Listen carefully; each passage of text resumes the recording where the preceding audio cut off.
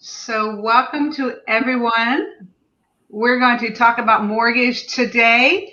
And sorry for the delay. We had a little sound trouble happening. So for whatever reason that was happening, we're a few minutes behind. So, no big deal on that. Sorry. But so we have Trisha Brant, who's a loan officer, LO, we call her. And she's going to talk all about your mortgage payment and more. So I know there's a lot of questions. People are always wondering, what is the components of their mortgage, the mortgage payment, and just tell me more. There's always questions. And so I try not to answer too detailed some of the questions that come up that have to do with mortgage because I try and stay in my lane, and this is her lane. So I want to make sure she answers all the questions. So Trisha, you want to take a couple minutes and kind of tell everybody about yourself and what you do and all about the loan officers? Absolutely. So I work for Fairway Independent Mortgage Corporation. We're an independent lender. So we actually are able to, provide loans through many different avenues. So we're well known in the industry. My company actually is within the top 5 in the nation. So we're pretty big. Yeah. And I'm very blessed to be with them. We're rated number 1 to work for, so which I would 100% agree with. But I have had nothing but a fantastic experience, and I'm excited to share all of these details with you guys. Awesome. Well, I've gotten to know Trisha well. We've had a good little partnership going on, and so we try and choose a lender that we feel is knowledgeable and informative and has, is aligned with the same things that we're thinking. And so I met Trisha and I thought, gee, I think we have a good connection here with what we believe in.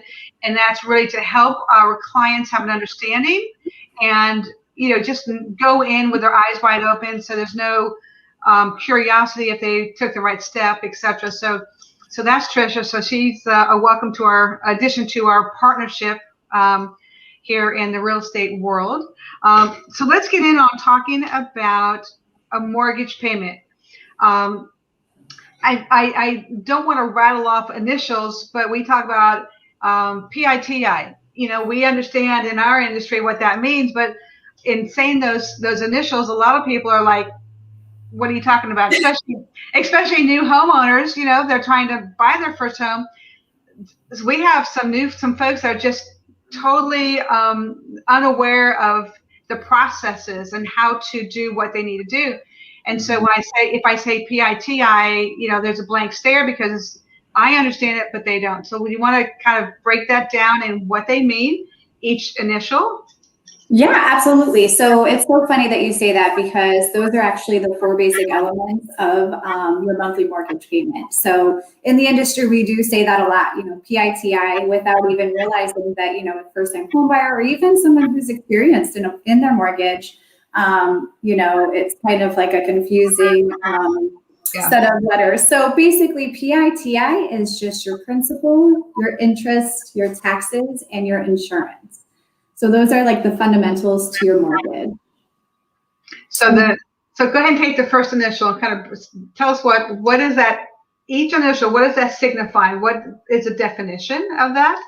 Yeah. So your principal is just the amount of a mortgage loan that you have to pay back. So basically, as you're making payments on your principal, you're going to owe less for your loan, and that also means that your interest will owe less interest as you're loan on that as well. So your principal is simply just the amount of mortgage or the loan that you actually are utilizing to purchase a home. So somebody buys a house at, let's say, $300,000, and they borrowed from the bank or lender $280,000. So that principal is the $280,000. That's what they've borrowed. So that's what they pay back with interest. So yes. Okay. So let's talk about the interest. And that's the next step. So your interest is just the cost that you will pay each year to borrow the money. And typically it's expressed as a percentage rate. So that's when you hear, people mention, well, what is my interest rate? A good example would be, let's use a very clean, even number. If you borrowed $100,000 at an interest rate of 4%, then every year you're agreeing to pay $4,000 in order to obtain that loan or to borrow the money. So that's all your interest rate is. It's just simply what you're paying to borrow the money from the lender. And that's a good way to say it. If you break it down into 100,000, at 4%, interest rates are a little lower right now, of course, but just as an example, that's a good way for people to have a good understanding because, and people are always asking us as far as their interest rate. Well, what interest rate can I get? And that's going to depend, obviously, on a lot of factors. But right now, I'm telling people it's in that 3%, give or take. So 2.9 to 3.2, give or take, because that's ever changing. And can you tell folks what are the components that make up what interest rate will they get? So there's a lot of different factors as far as your interest rate goes that will play a part in that. One of the big ones is your credit score. And the next one would be your debt to income ratio. That's going to factor in. Basically, a lender is going to look at any risk factors as far as the loan goes. Is this a condo? Condos tend to be a little bit more of a risky property type. So then you're going to see an increase on your interest. There's other factors as well, but basically it's risk-based. So every single borrower is going to come to the table with a different credit profile. And so your lender is going to take a look at that credit profile. All of those little pieces are going to be put into place as far as what's the loan to value? How much money are you bringing to the table? How much are you investing in this property? And that's going to determine what rate you actually qualify for. So, going into what you said, the debt to income ratio. So I have an understanding of that, but, someone who may be watching, this is also going to be saved. This recording will be saved on our YouTube and different social media channels. So if someone were to come back and say, they're watching this and they hear debt to income ratio. So, I know how to explain that to people, but coming from you, why don't you take a minute to explain, it's your debt to your income. And so what's the ratio? So how is that figured? Yeah, so it's actually pretty easy to determine your debt to income ratio. Basically, what you would do is take all of your total debts with their minimum payment that you owe monthly, add all of those together, and then divide them by your gross income. So your gross income is different than your take-home income. Your gross income is going to be all of your taxable income. So before your taxes are actually taken out. Typically, you'll see the gross listed on a pay stub. You'll be able to see it there. Or if you take your W-2 and you divide your line 5 by 12. So that's just your annual income divided monthly. You'll be able to see what your monthly income is. And then depending on how often you're paid, if you're paid biweekly, that's how you would break that up. So it's just basically all of your debts, the minimum payments that you owe added together. So car payments, this is only going to include any of the actual accounts. So it wouldn't be things like your electricity bill, your gas for your car. It would just simply be any revolving accounts. So that would be things like a car payment. If you have credit cards that have a balance on them, what's your minimum payment that you pay? If you have any personal loans that you've taken out, what's the minimum that's required? Student loans is another one that's a big one. So what's your minimum payment on your student loans? Right now, a lot of those are in forbearance. However, we still have to actually use an amount because eventually they do come out of forbearance. So we just want to make sure we factor that into your debts as well. Absolutely. I mean, part of all of our jobs is to not just give a loan, but to make sure that the borrower, financially can afford that. Because if you don't take certain debts like the student loans into effect, if they come out of forbearance and it's $300 a month, now you've got $300 extra per month that you owe. So I'd hate for somebody to be in a position that they're in a brand new house and now it comes out of forbearance and oh my gosh, I got $300 more to pay. So we don't want to put someone in that position that financially may not be, good for them, for their pocket, for their future. So I'm glad you brought that up. That's really important to know for the. Yeah, that's exactly right. So we want to factor in all of those to make sure that you're making the best decision, but also to make sure that you're staying in a budget that is, going to be comfortable, so that you at the end of the day will be able to pay your mortgage payment as well as any bills that you incur and still be in a great place financially. Right. Because savings is obviously, it's important. People want to get into a house, but they also want to be able to save their money for future. I mean, for things for the house, obviously, if you want curtains and blinds or washer and dryer, whatever those things are, for the furniture and paint. But also, we all need to make sure we're saving for our rainy day fund, because things happen. Things will come up. We all know that. So that's the P, that's the I. So the T is for taxes. We always get a lot of questions on that. We live in an area, there's a lot of CDD. And so CDD is on the tax bill. There's taxes. So why don't you go through all that on the tax bill as well, and talk about the taxes. Yeah, so taxes, your property taxes are actually charged by your local jurisdiction. So typically it's at a county level, and it's based on the value of the property that's being taxed. So they're collected within your mortgage payment in what's called an escrow account, or you can actually choose to pay them directly. In which case you would not have an escrow account that would be a part of your mortgage payment. You would then pay your property taxes and your homeowner's insurance directly. So basically it's just at the county level. Now these do vary. So each year they're going to assess the property and the value of the property. And that's where a lot of the questions come in, because your mortgage payment can change. So typically what happens is when you're purchasing a home, your lender is going to say, we're going to put 12 months worth of your taxes in your escrow account, but we're also going to have a little bit of a cushion. So typically anywhere from 1 to 3 months is what I find is the norm, but that's actually for your benefit. So that account is technically yours. It's just your lender is taking care of the payments for you. Everything that goes into that account is financially your money, is legally yours.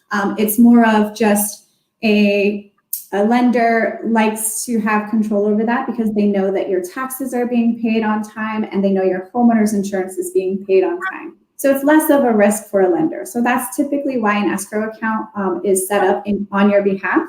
But that cushion is nice because taxes do increase. And if they do increase, then at least you have your cushion in your escrow account to cover that. And then if taxes actually go down, you would receive a refund, because you're only allowed to have a certain portion of money in the actual escrow account. Right. And that's important to know. So as far as the taxes are concerned, the tax bill is due in March, right?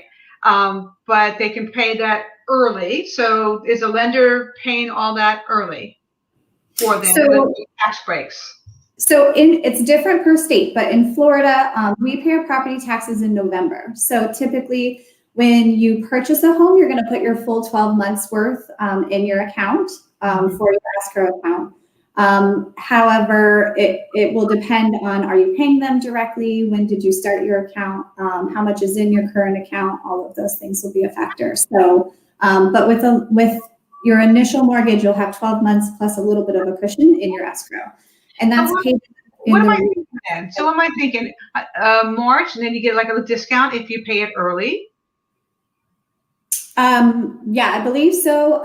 As far as what we typically will look at is just November is our date as far as property taxes that we start from. So a good example is if you are refinancing your property, we're going to count November as your date as far as when your taxes are due. And so we would count from the month that you actually are refinancing. We would calculate based how many months of taxes you would need in order to put that into your escrow account. And we just simply use November. But that's just Florida. Every state varies. Some states have multiple times of the year that they pay. Sometimes you can get a discount if you pay early. It's all going to vary by property and by person. Right. And I know Pasco County has different tax base. Hillsborough has different tax bases. And I mentioned the CDD, so the CDD is a whole nother conversation, but that's paid on your tax bill. Because I know a lot of people come to us and say, oh, their taxes are, let's just say 10,000. But chances are that that's got a CDD dollar amount added into the taxes. So they're adding both of them together on that tax bill. Some communities don't have a CDD. So, it's all dependent upon, the community that they're in. But I know a lot of people are kind of shocked when they say, that's my taxes. No. Yeah. Yes. So that's exactly right. So if you're in a community developed district, that's CDD, basically those are just fees that help to pay for any infrastructures or amenities that are in your community. So things like your pool or parks that are being built, or when the roads need to be adjusted, if the sewer breaks. So that's a little different than an HOA. So I'm going to cover HOA as well, but all of that gets incorporated in your tax bill. So if you pull up your tax bill, you'll see the breakdown of what you pay for your taxes and the CDD that's added on. It's just incorporated into that tax bill, and then that's incorporated into your mortgage payment. Right. So CDD they own that common land, where HOA goes more toward the homeowner side. So the CDD, actually, they own that land. That is the pool, the clubhouse, the fitness center, whatever that might be. There could be walking trails, anything like that is CDD. So, okay, so PITI. So let's go to the last one. Yeah, so the last one is just your homeowner's insurance. Sometimes you'll hear it referred to as, well, I guess there's multiple insurances, so I'm going to go over all of them. But typically when you're saying PITI, you're talking about homeowner's insurance. It's also referred to as hazard insurance in the industry. So sometimes you might hear hazard insurance, but they're actually, they're the same thing. So basically that just pays for any losses if there was damage to your property. If something unexpected happened, like a fire, something along those lines that would then in turn put your mortgage at risk. Your lender is going to want to make sure that you have secured homeowner's insurance and that you can provide proof of that homeowner's insurance while you're paying on a mortgage. Beyond your mortgage, then it is completely up to the individual if they choose to continue to have homeowner's insurance or to forego that. I obviously would never recommend that someone forgoes their homeowner's insurance. Absolutely not. I mean, goodness gracious, if something were to happen, if it's a fire or even if someone's injured on your property or anything, there's a lot of reasons why it's important to have homeowner's insurance on your property. And like you said, in order to get a mortgage, it's a must that you have to have that to get your mortgage, because of course the lender wants to make sure that the property is insured. I mean, totally understand it. In 20 plus years of doing this, I don't think we've ever had anybody cancel insurance. I have only had a select few who have come with a mortgage that had no insurance on it. And it was a little shocking. I definitely highly recommend it, especially for what you were saying. Liability is a big factor that people forget. Homeowners insurance does cover the actual structure of the property, but it also covers you as an individual. So if you have a dog and it bites someone, or you have someone gets injured on your property and they decide to come to you and to sue you, your homeowner's insurance policy, based on the liability that you choose, is going to then kick in and cover you and protect you. And so that's a major factor. If you have a swimming pool, and something happens, those are big things that you want to think about as far as keeping and maintaining a great homeowner's insurance policy. Is not just the structural and the contents, but also the liability portion of it. And as well, especially for here, for those of us in Tampa and Florida, we have weather conditions that could do something. So, and that's a whole nother story. I mean, I know there's different types of insurances and whatnot. And in the future episodes, I'll have an insurance agent on. We're going to discuss all the different reasons to have it and what to have. But hurricanes or flood, I mean, not just us, this goes across the country. There's tornadoes, there's flooding, there's hurricanes, and who knows what else. That out in California, they have mudslides. Oh my goodness. So every piece of the country has their own situations going on. So insurance does, help in those instances as well. So I know we do have hurricanes, not as often as people always think they are, but you want to have insurance for water intrusion and whatnot. So yeah, you just never know. And so I think that's a big factor in it. And there's two other types of insurances that can be a part of your mortgage as well. The other type of insurance you'll see as part of your payment would be your mortgage insurance, or your private mortgage insurance is what they call that. That just simply is protection for the lender. So if you say lose your job, you fall behind on your payments, you have this insurance to cover while you either catch up on payments, or that way your lender just has that extra layer of protection. And that's only required if you put less than 20% down on a property.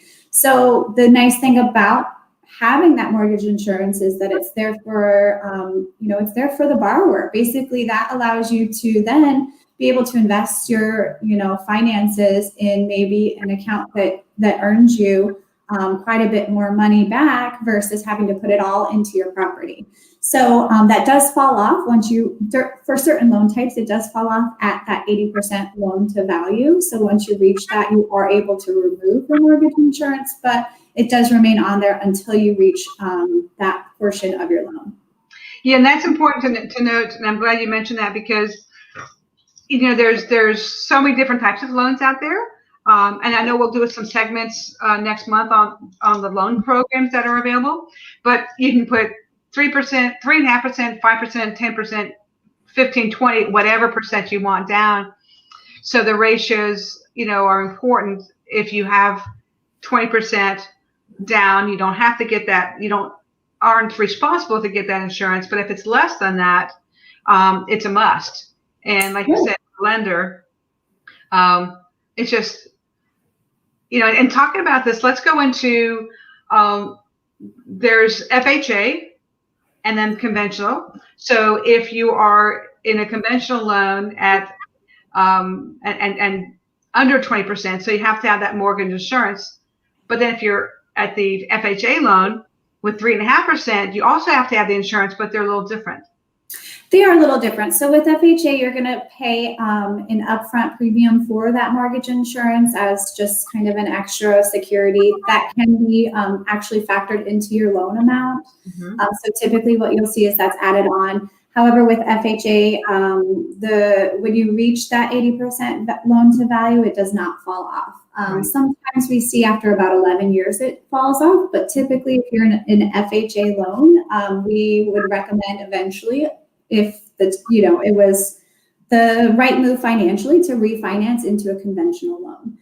Just because then that mortgage insurance is no longer a factor and you're not having to pay that monthly amount back. Right. So FHA would require that mortgage insurance as well as a USDA loan. Those are just government-backed loans. So they would be the ones that would require that mortgage insurance. Whereas a VA, you're not going to have mortgage insurance on a VA loan. With a conventional, you would have it. You can actually go as low as 3% down if you're a first-time home buyer. So first-time home buyers, if you qualify, you're able to put 3% down, 5%, or up to that 20%. And at that 20%, that 80% loan to value is when you would see your mortgage insurance be removed.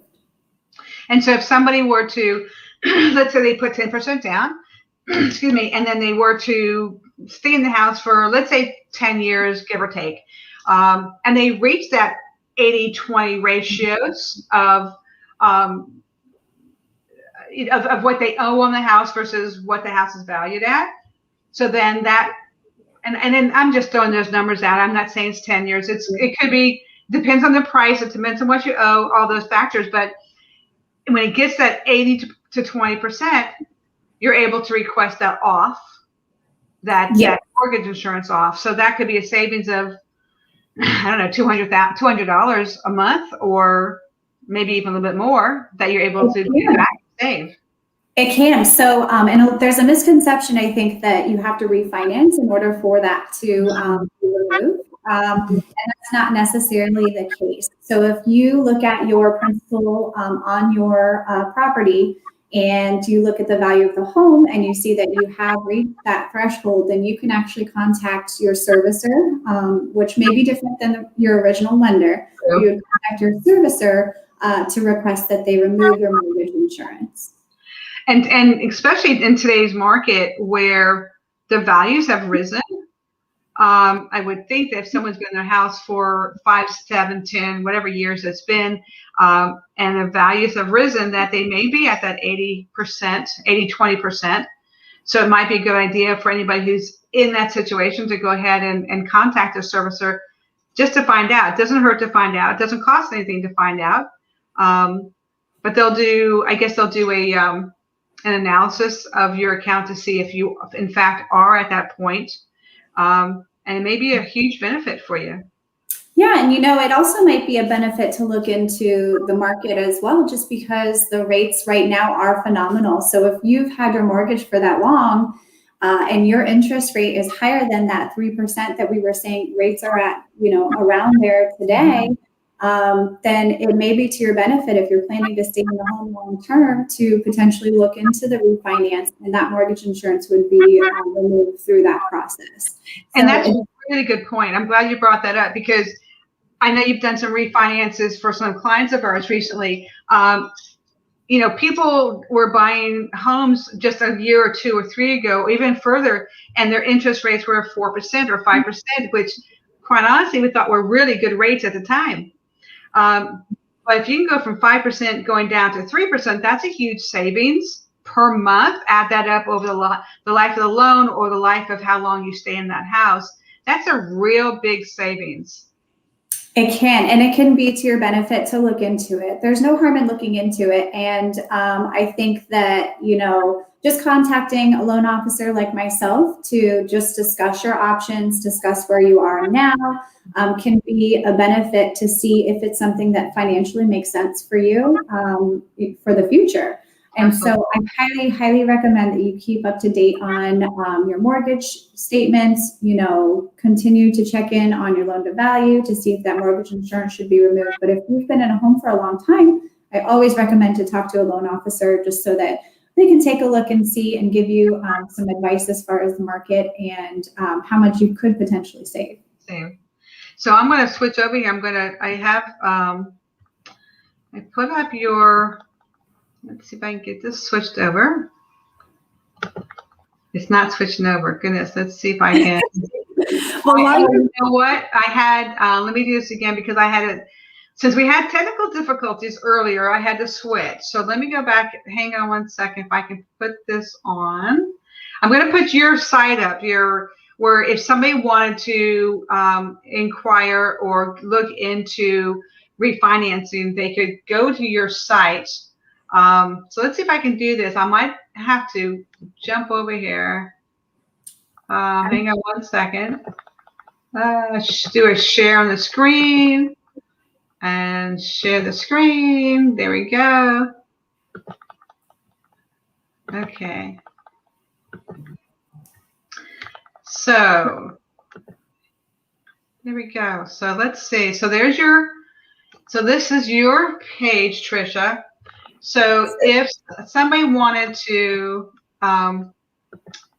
they wanted to go ahead and look into refinancing their house, they could actually jump on here and apply. Is that what they would do? So you can. So this is our mobile app. So Fairway has a fantastic mobile device that you can utilize in order to apply. But we also have a website. If you just type in trishabrant.com, my Team Tampa website will come up and you can apply there as well. If you're just looking for information and you're not ready to apply, then my phone number is listed on the bottom and you can contact me at any time just to discuss your options or to kind of see where you're at. Or if you have, some simple questions about your mortgage, I'm happy to help. But both of those are great places to utilize to apply. No, that's good. That's good. So this has been informative. And so anybody who's been watching or is going to be jumping on later on, because I know, like I mentioned, we house this on our YouTube. It'll be we have a new website being built. So it'll be housed on our website. It'll be sitting here on my Facebook page as well. And we're going to push this over to LinkedIn. So it'll be on LinkedIn and any other site that's available. So it'll sit there. So if someone has questions, they just want to know more about the mortgage payment, they'll have some informative information here. And of course, your phone number is there. They can always grab that on this page. But we are at about 32 minutes, so I don't want to take up much more of your time. I try and keep these conversations to about 30 minutes. I know we could go on and talk for another hour or more, because there's really a lot of information in your field for people to have an understanding on. But we're going to have you back on again next month, and probably 4 or 5 weeks, whatever we have scheduled. And we'll come up with another informative conversation to have that people are always asking questions on. But this is how this whole thing started for me to do these shows, because all of our clients of the 20 or so years have had all these questions, and it's like, let's just put a show together. It'll give evergreen information people can always find, but it's just information. So I hope to just provide a value to anyone watching, any of our clients, any of your clients, that just can give information, because I feel information is power. So that's the purpose of this. Yeah, it is. And the mortgage industry can be slightly overwhelming. There's a lot to learn. There's a lot of new terminology. So it's nice to just give, a quick breakdown. We didn't even get to flood insurance or homeowners insurance. And there's a whole list of things that we can go through. So I'm excited to be on again. Absolutely. And thanks for hopping on and giving, the PITI all the information about it. So I appreciate your time, and we'll talk to you soon. Yes. Bye, guys. Bye, guys. So thanks everyone for jumping on. And again, it was some really good information from Trisha about PITI. And if you have any questions, her number is scrolling on the bottom. Feel free to reach out to her. If you have real estate questions, feel free to reach out to me. Trisha is a lender partner of ours, and happy to have her on, because we do have the same values, and we want to approach helping and working with our clients in the same manner, that providing as much information to make the best decision for you, the client. So thanks again for joining, and we'll see you guys next week.